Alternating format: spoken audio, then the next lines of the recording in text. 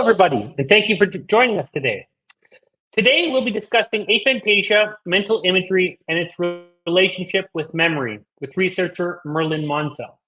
Monzel specializes in multisensory imagery and is head of the Aphantasia research project at the University of Bonn.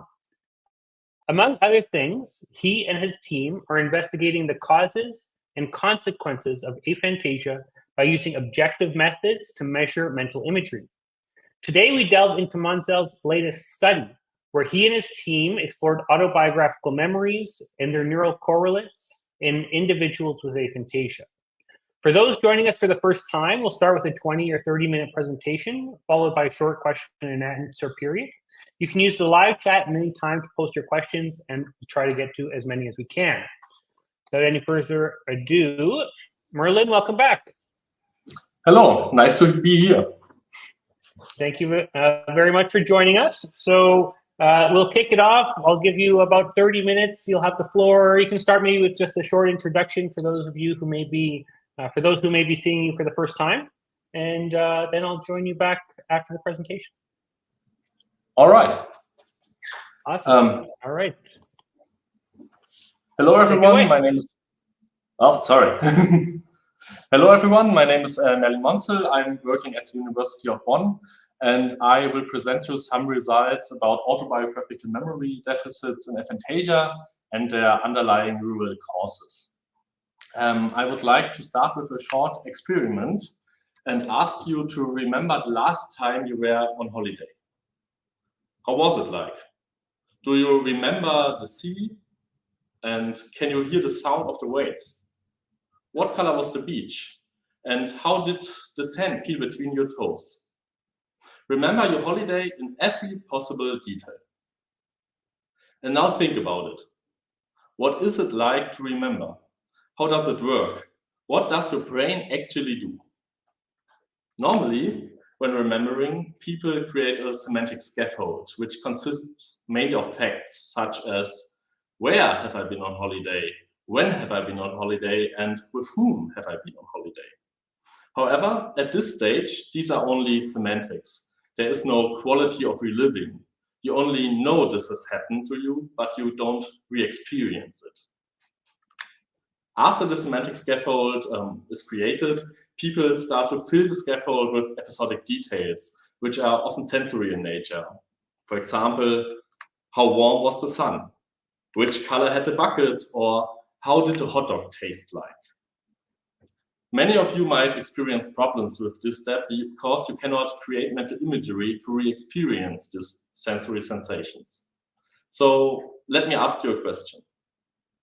What colors were the eyes of the girl on my slides? Some of you might simply know the answer, but for the others, can you really visualize the girl?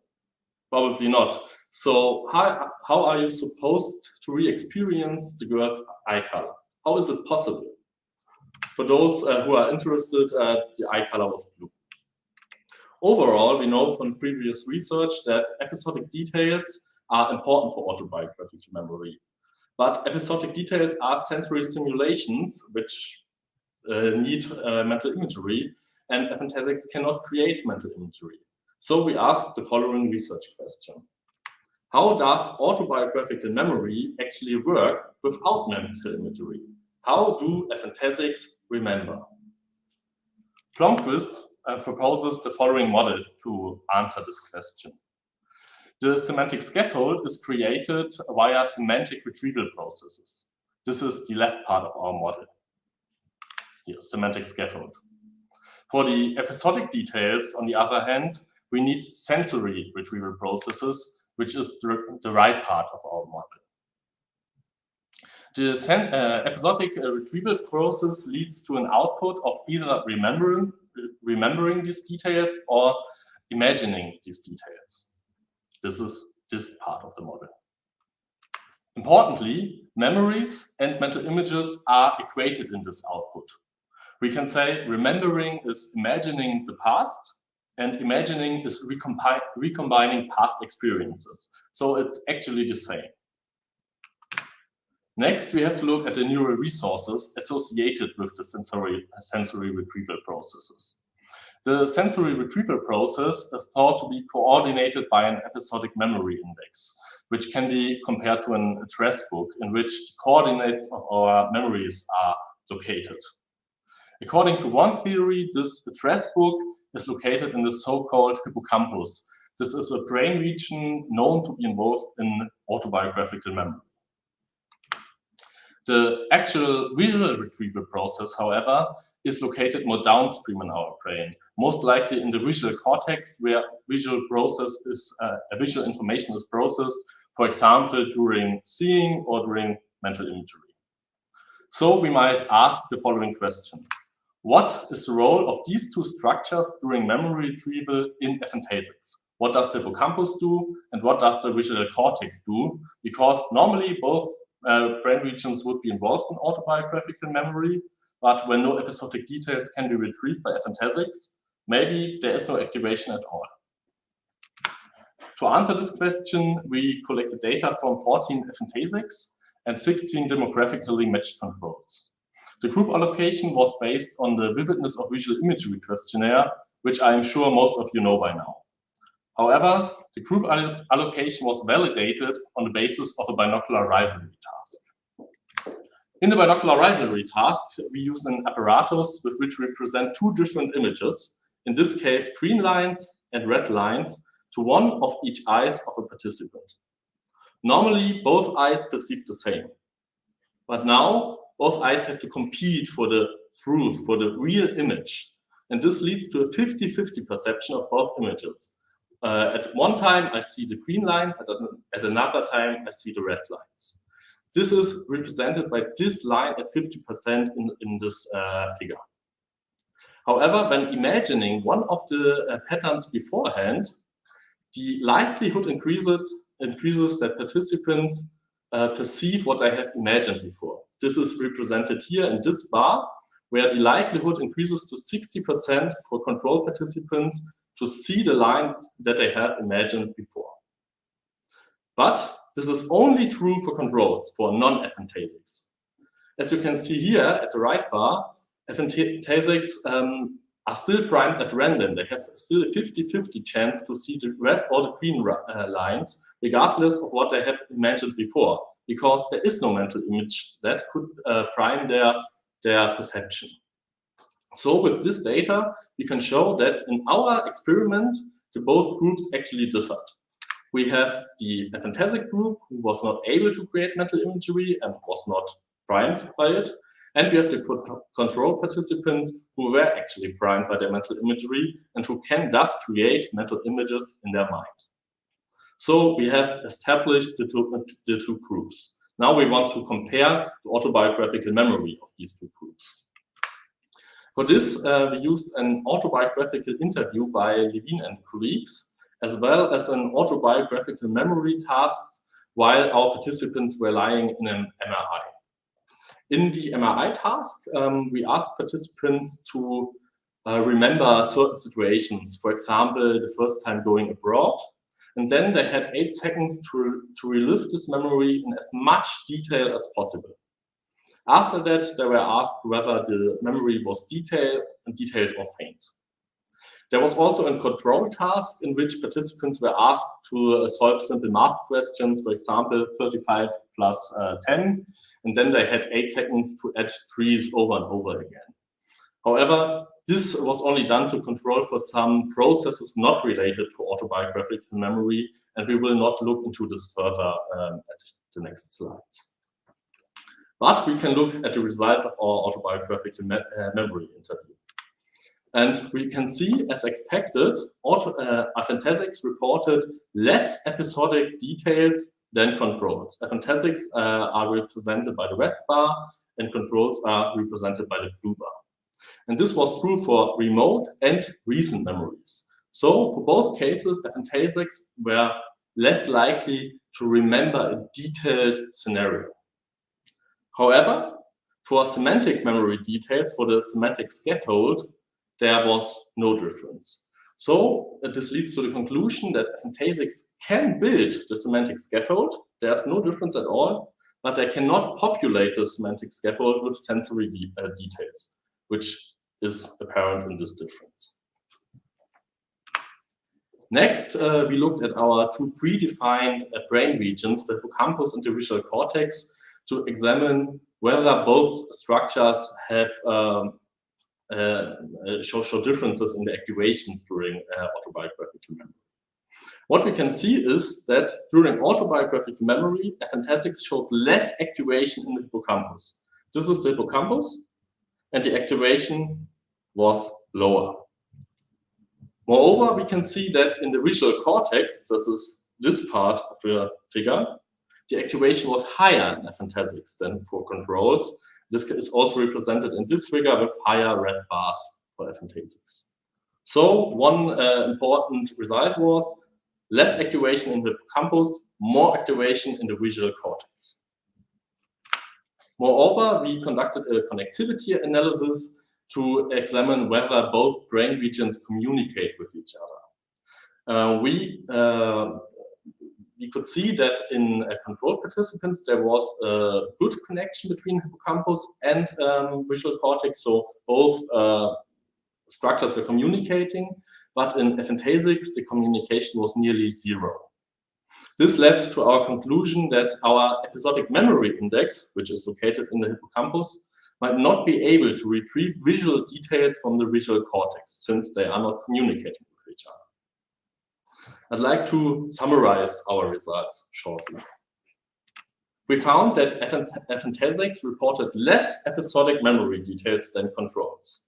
However, there was no difference between semantic memory details, so the semantic scaffold was the same, but the sensory reliving was diminished in Aphantasics. In the MRI, we found less activation in the hippocampus, where the episodic memory index is located, and more activation in the visual cortex, where we think the visual retrieval process is located. Moreover, the connectivity between these both regions was nearly zero in Aphantasics, while in controls, both regions were communicating with each other. Now we have to ask us the question, what can we deduce from these results?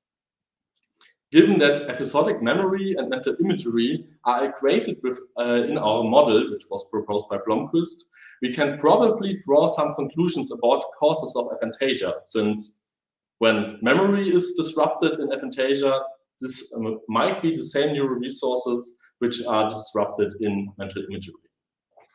First, we interpreted that aphantasia could be caused by an altered connectivity between several regions that are involved in mental imagery.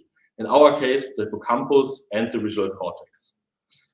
This was also supported by a study of Milton et al., who found that the connectivity between frontal regions and the visual cortex were reduced in Aphantasics compared to hyperphantasics, that is, people with extremely good mental imagery. This was our first interpretation. Less connectivity leads to less mental imagery. But there's a second interpretation.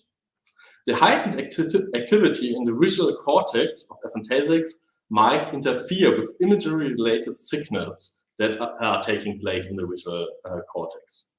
This is also supported by a study by Keith and colleagues, who found that higher activation in visual areas, which is depicted here on the x-axis, are associated with less imagery priming and thus less mental imagery. This is depicted in this decreasing line. We can compare this to a visit in a club. The imagery signal is a voice. So this peak here is our imagery signal, or within our metaphor, it's a voice that tries to tell me something. However, the surrounding music in the club is very, very loud. These peaks are the music, which leads to a bad signal to noise ratio. That's the correct term here, so that we cannot extract our imagery signal from the noise that is surrounding it. We cannot hear somebody who is talking to us in a club because it's too loud in the surroundings. So that's our second interpretation, that too much activation in the visual cortex might interfere with imagery signals so that no mental image can be created by Aphantasics. However, we can also speculate whether our two interpretations are compatible with each other. Maybe the connection between the hippocampus and the visual cortex leads to an inhibition of imagery irrelevant signals. So when the communication is high, the noise goes down and the imagery signal can be interpreted. But when there is no communication between these two regions, we cannot downregulate the noise and the imagery signal cannot be carved out from the noise. So this could integrate our both interpretations and lead to an explanation model how aphantasia actually exists, or how does it evolve. Last, I want to look at our model again to conclude some specific interpretations.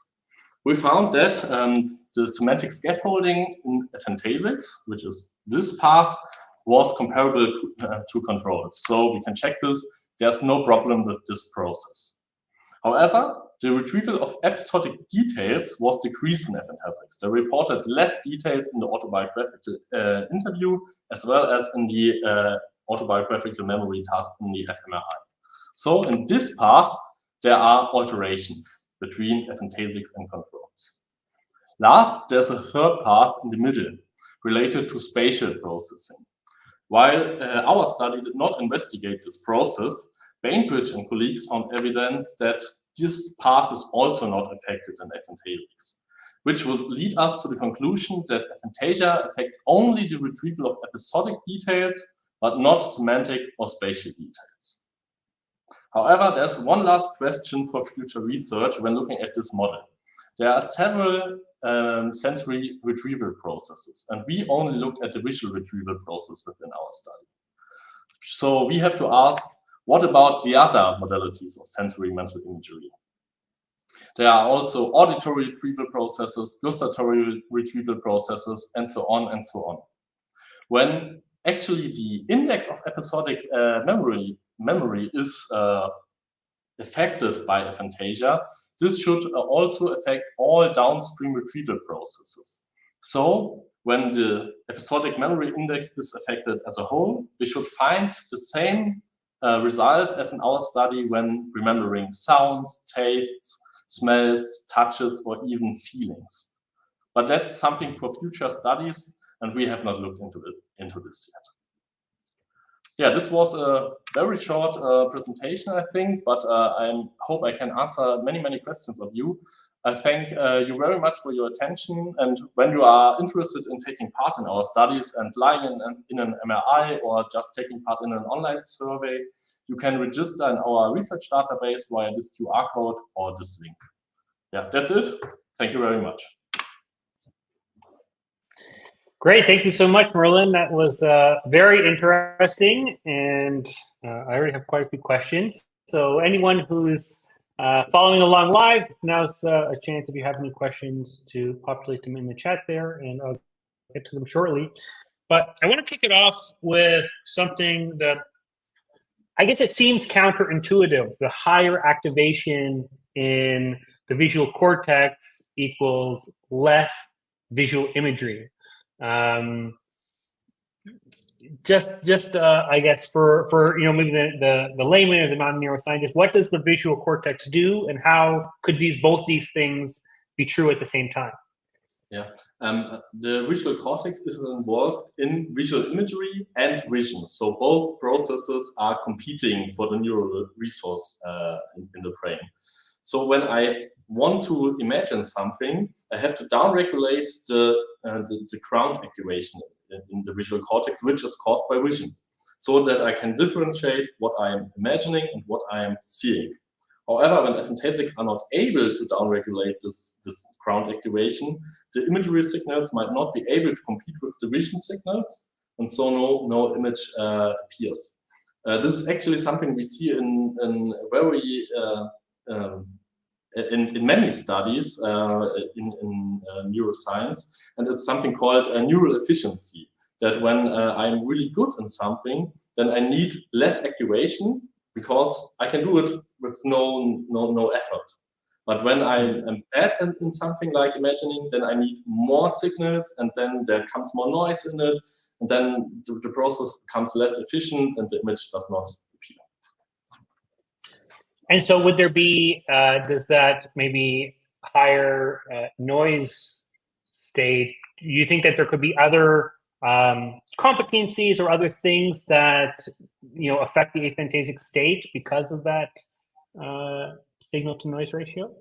Sorry, like, is there like that point where do you think could other aspects of the aphantasic's perception or are there other aspects that might be impacted by this higher activity other than just the reduced imagery? Like, is it plausible that this impacts something else as well? Yeah, we are actually researching into this right now, but I have no data yet. But we expect that aphantasics are more likely to direct their attention to external stimuli because there's so much external activation in the visual cortex, and they are less able to direct their attention to internal stimuli, such as mental imagery or, for example, even feelings. And that's something we have seen in some previous research, that aphantasics have less emotional reactivity. They react less strongly. So maybe this is also caused by this high activation in the visual cortex, because they react to the outside stimuli, but they are not in that intensity able to react to internal stimuli. Yeah, very interesting. But that's only a hypothesis before some yeah, this is fact. Of course. Also very interesting, we talked about how, there's the semantic scaffolding of knowledge, and then the episodic kind of comes out from that, or a different path. What does the relationship between these things look like for visualizers? I think that there's this perception that, people with visualization live with like a video recorder and then they're replaying these videos. But it's obviously a much more complicated and nuanced relationship. So how does semantic and episodic memories, how do they interact with each other or influence each other in the visualizer state? Yeah, there are actually some phenomena where these two details can be dissociated. There's something called semantic dementia, where mostly the semantic scaffold is affected, but the episodic details only secondarily. I'm no expert in this area, but it's very interesting that both processes can be affected on their own without affecting the other process.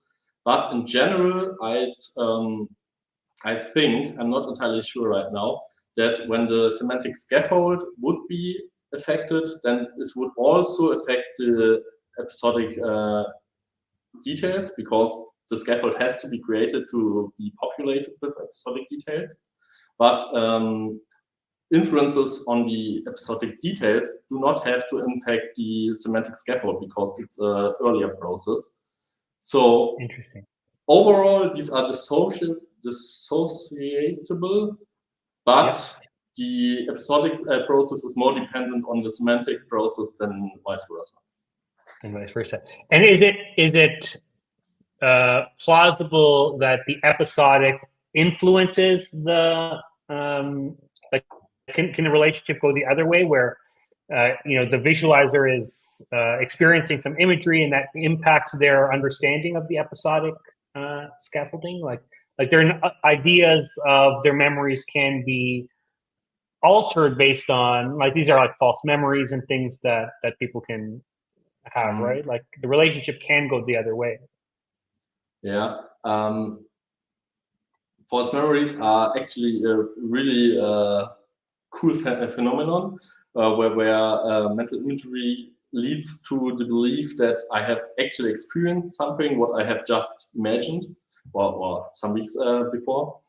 I think this is also an interaction because we can only create this false sense of having experienced something when we don't get our semantics straight. When we are really sure about our semantics, about the facts, I think it would be really, really difficult to influence it with our imagery.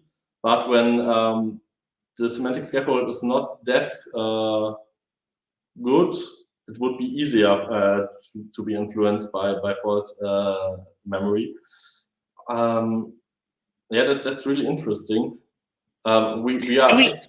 How do we know that the semantic scaffold comes first?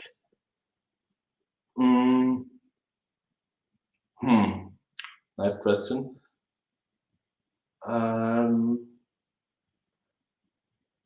I think there are really, really good studies who showed this, but I cannot pinpoint it right now.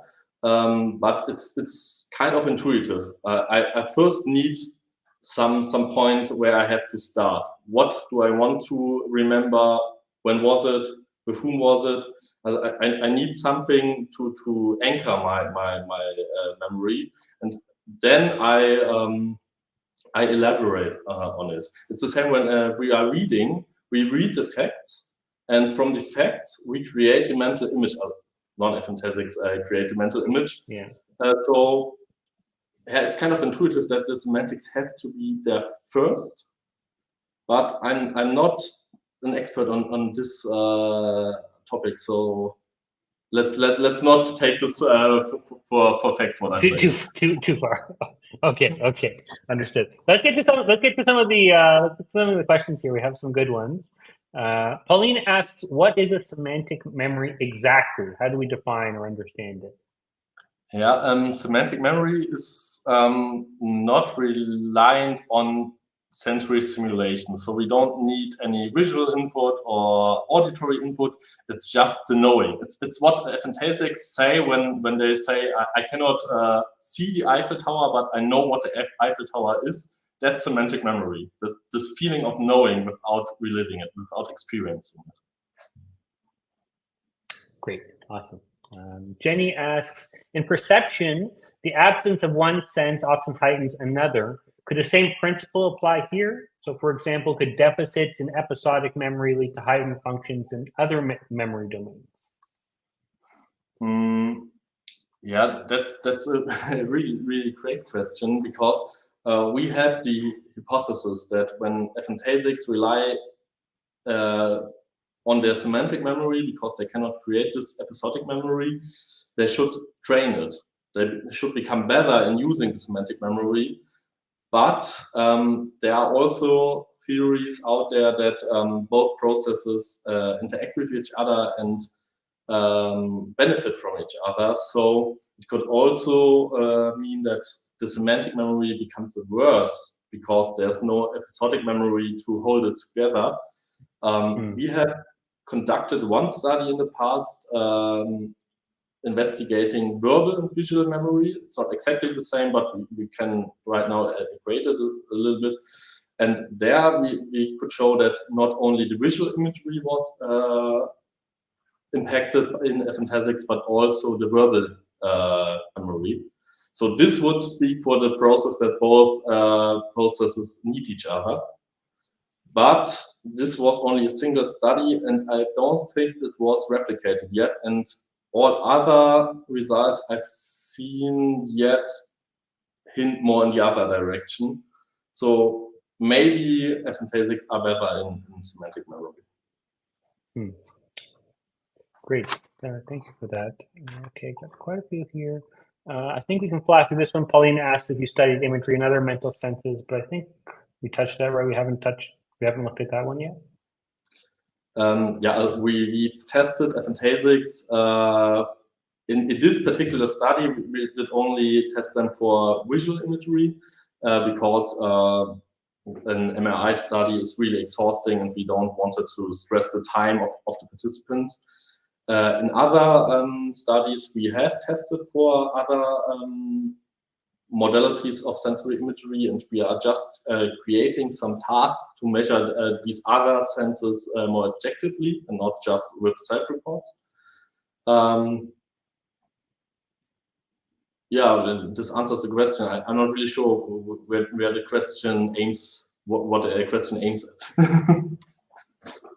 Well, maybe we can get to Pauline's next question here. Do you have any thoughts on the overlap of aphantasia and other neurodivergences, autism or ADHD, on autobiographical memory? So is this strictly aphantasia, or are there other comorbidities or conditions here that are affecting the autobiographical memory? I don't know anything about autobiographical memory in ADHD or autism, so I cannot compare it right now. But I had a colleague who is investigating the influence of dopamine on the development of aphantasia, and she was able to draw some parallels between dopamine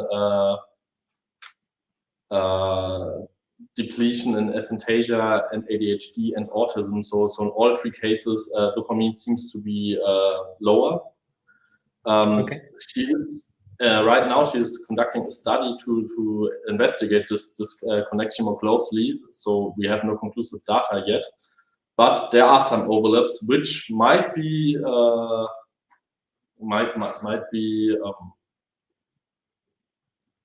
result from dopamine depletion. And maybe this dopamine depletion has some impact on autobiographical memory, but I don't know any results in this regard. Okay, very interesting that they're doing some of that work, though. I think the screen name, Relentless Pursuit, asks, Merlin, do you have any thoughts about congenital aphantasia versus causation due to injury? So any differences that you know of between congenital and acquired aphantasia? Overall, acquired aphantasia is more likely to go along with stronger impairments, because there are other brain regions that can be impacted by acquired aphantasia. When there was a stroke or a head injury there, these regions could be impacted too. But we can think about a case where only mental imagery is impacted by the cause of the acquired aphantasia. And then I would think that the acquired aphantasics would have worse memory problems than congenital aphantasics, because they relied on their visual strategies, and their autobiographical memory was always episodic, sensory in nature. Now they cannot use this strategy anymore, so they have to relearn other strategies. I think this would be more problematic than learning these non-visual, non-sensory strategies from the beginning. Yeah, makes complete sense, because as an aphantasic, you grow up kind of learning how to deal with the world, in this way. This is how you have developed. So it makes sense it would be more difficult without that experience. Okay, we have a few more here. Barb asks, has there been any research done on how to activate the spatial memory retrieval? So that there's that other column around spatial memory. Seems to be intact for aphantasics. Yeah, most people do this intuitively. So when I ask you to imagine your home and ask you what is left to the fridge, most people know it without visualizing it. That left there's the washing machine or whatever. And that's something aphantasic can also do. They don't need to visualize the scene to know what is where. So I don't know any results hinting at how to activate this ability. It's just there. Most of us do it automatically. Here's a really interesting one from Diane. She's at a restaurant yesterday. My friend who visualizes recalled the waitress's face. I remember she had a chin piercing and tattoo. She didn't. I have aphantasia. So one remembered some facts that the others didn't, that the visualizer didn't, but the visualizer remembered the face without those details. What's exactly going on here? Yeah, that's a good example for the difference between semantic and episodic information. the semantic information is just knowing it was someone with a piercing, and the visual information, the episodic information, is visualizing the face, seeing the piercing. And what the commenter did is she used a strategy called labeling.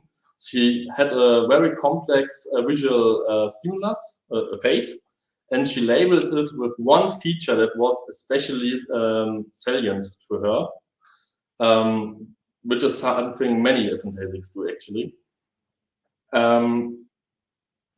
Most likely those processes are located in different regions in the brain.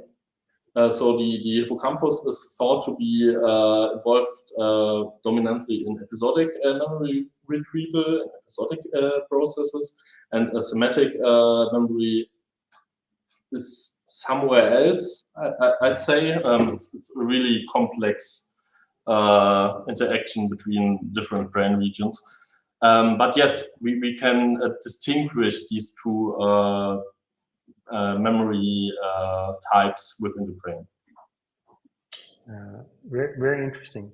Some great questions here, and I think we're coming to the end. So I'll ask maybe one last one, which is, what advice might you have for someone who's maybe just discovered they have aphantasia and they're struggling or distressed with the fact that they have this different memory recall technique? You know, they can't remember their past the way maybe their peers or their family can. What would you say to someone who's just discovered this? I think first I would explain my family and my friends my way of thinking, so there's no disappointment when I forget something or I cannot remember something, and this relieves much stress in the environment of an aphantasic to know that I have memory problems in some kind, and that other people understand that I have it, and I are not they don't mind in the end, because they understand it's normal for me. Then when it's bothering me as a person, then I should try to compensate my problems. Maybe there can be verbal strategies like labeling to find a feature and remember the feature, the label of the feature. There can be externalizing strategies like using photos or a diary to help my memory. But overall, I think it's not that big of a deal. It's something really, really normal. Non-aphantasics have memory problems too. We don't talk about them, but there they are. They have wrong memories, inflated memories. They have memory loss all the time, and they don't even know, because they think, yeah, I know everything, because they're more likely to conjure something up which wasn't actually there. Whereas Aphantasics, when they remember, they are really sure that it actually happened, because it is a semantic fact and not only some picture I imagined before. Yeah, it's funny how I guess from a non-visualizer perspective, it's so easy to think that the visualizer has all these pictures that are like super accurate, but yeah, it doesn't. We all know it doesn't exactly work that way. Well, thank you so much for the great presentation and the great research, and thank you everyone for joining us. What's next for you, Merlin? Well, many projects to do. I'd like to focus on auditory imagery next and measuring auditory imagery, but that is still in the stars. Look forward to it. Thank you everyone for joining us this morning, and we'll see you all next time. Bye-bye. See you.